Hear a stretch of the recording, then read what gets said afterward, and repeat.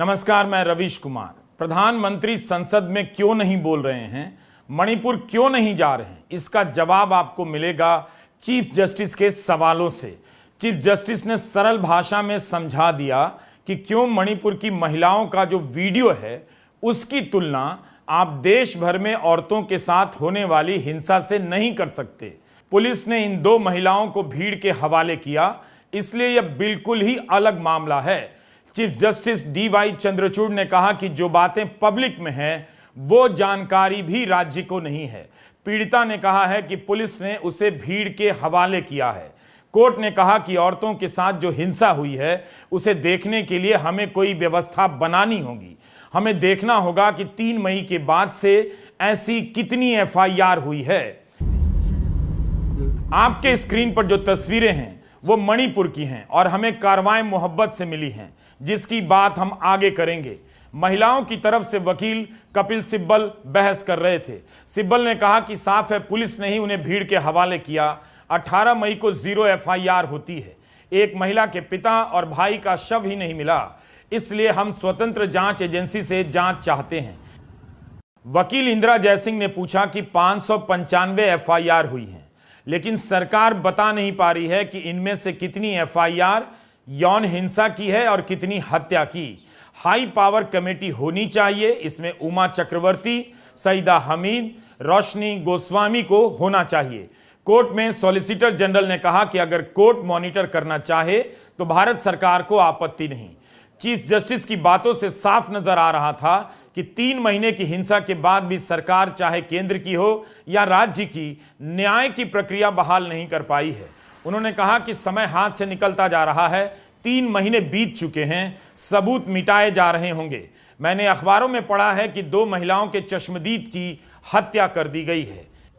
यही वो सवाल है जिसका सामना सरकार नहीं कर पा रही है। अगर उसके पास जवाब होते तो ऐसे कई सवालों का जवाब देने के लिए प्रधानमंत्री खुद संसद में चले आते, मगर वे ना तो मणिपुर जा रहे हैं ना संसद में मणिपुर पर बोल रहे हैं। विपक्षी सांसद मणिपुर का हाल लेकर लौट आए हैं। सिविल सोसाइटी के लोग भी दौरा कर रहे हैं। कार्रवाई मोहब्बत के हर्षमंदर ने भी 4 दिनों का दौरा किया है। क्या प्रधानमंत्री इन लोगों से मिलकर फीडबैक लेंगे? क्या उन्हें चीफ जस्टिस की आवाज सुनाई दे रही है? उन्होंने कहा कि कोर्ट किस हद तक दखल देगा इस पर भी निर्भर करता है कि सरकार ने वहां कितना काम किया है। कोर्ट ने कहा कि हम जानना चाहते हैं कि 6000 FIR में से कितनी 0 FIR हैं, कितनी FIR को मजिस्ट्रेट के हवाले किया गया है, कितने में कार्रवाई हुई है, कितने लोग न्यायिक हिरासत में हैं, कितने लोग यौन हिंसा में शामिल हैं। हम संवैधानिक प्रक्रियाओं के द्वारा समुदाय में भरोसा पैदा करना चाहते हैं और हम यही संदेश देना चाहते हैं।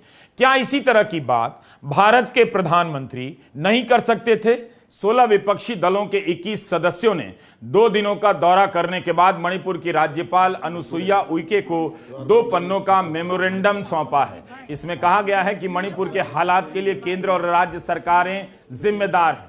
जिस तरह से अभी भी घरों को जलाने और फायरिंग की घटनाएं हो रही हैं, उससे साफ है कि राज्य की व्यवस्था फेल हो चुकी है। वह 3 महीनों में भी हालात पर काबू नहीं पा सकी है। राहत शिविरों की हालत तो और भी खराब है। मणिपुर की हिंसा में 140 से अधिक लोग मारे गए हैं, 500 से अधिक घायल हैं, 5000 से अधिक घर जला दिए गए हैं, 50,000 से ज्यादा लोग राहत शिविरों में रह रहे हैं।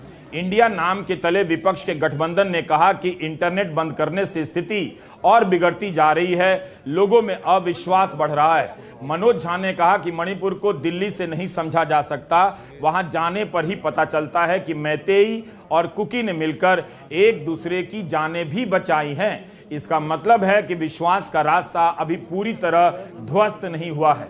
राजद सांसद मनोज झा का कहना है कि हिंसा के शिकार दोनों ही समुदाय के लोग प्रधानमंत्री और मुख्यमंत्री से बेहद नाराज हैं।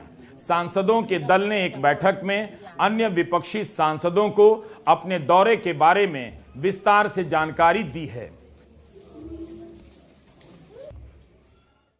देखिए, इतनी पीड़ादायक छवियां देखी है। सामुदायिक रिश्ते तार तार हो चुके। जिस भी रिलीफ कैंप में जाइए, माइटी रिलीफ कैंप या कुकी रिलीफ कैंप, आपको ये साफ दिखेगा कि आप 2 क्षण भी, 4 क्षण भी वहां संवाद नहीं कर सकते। रोंगटे खड़े हो जाते हैं कि लोगों के घर बार जला दिए गए और उन जगहों पर एम्यूनिटी सुविधाओं की तो मैं बात ही नहीं करता। विद्यार्थियों का पूरा करियर चौपट है। लोग हताशा में एक दूसरे से पूछ रहे हैं कब ठीक होगा, कब ठीक होगा। दिल्ली से बैठ करके लगता था कि एक बहुसंख्यकवादी राजनीति इनकी परवान चल रही है, लेकिन वहाँ कुकी हो या मैती, उन सबको पता है कि उनकी समस्या का कारण वहाँ की राज्य सरकार और केंद्र की सरकार है। ये आग लगाई गई है, मानव निर्मित आग है। ये आग स्वतः नहीं लगी है और इस आग को बुझाने की आवश्यकता है। अंतर सामुदायिक संबंधों को बेहतर करने के लिए जो व्यक्ति समस्या का हिस्सा है उसे समाधान का हिस्सा मत बनने दो। इतना ही हमारे आने के बाद हमें लगता है कि हम हासिल कर पाए और यही चीज देश के समक्ष भी हम रखने की कोशिश करें। तो यह आग लगाई गई है। मणिपुर के संदर्भ में मनोज झा की यह पंक्ति हिंदी प्रदेशों में बिला जाएगी, गायब हो जाएगी, परंतु धर्म की राजनीति में डूबे हिंदी प्रदेशों को याद करना चाहिए कि किस तरह नागरिकता कानून को लेकर गर्मी पैदा की गई, टकराव पैदा किया गया और आग पैदा की गई। आज तक उस कानून को लागू नहीं किया गया है। हम और आप कभी नहीं जान पाएंगे कि यह कानून क्यों लाया गया जब इसे लागू नहीं होना था। प्रधानमंत्री की चुप्पी से ज्यादा हिंदी प्रदेशों की उदासीनता खतरनाक लगने लगी है। क्या हिंदी प्रदेश की जनता केवल भीड़ बनने के लिए है?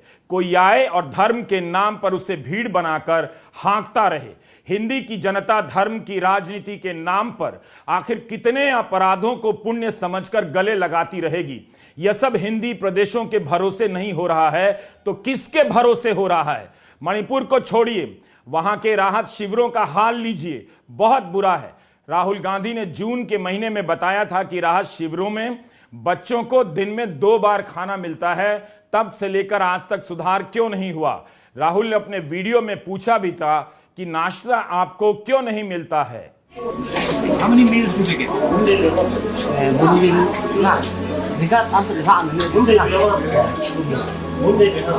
Dinner and lunch? No breakfast? No, 3 번째. No.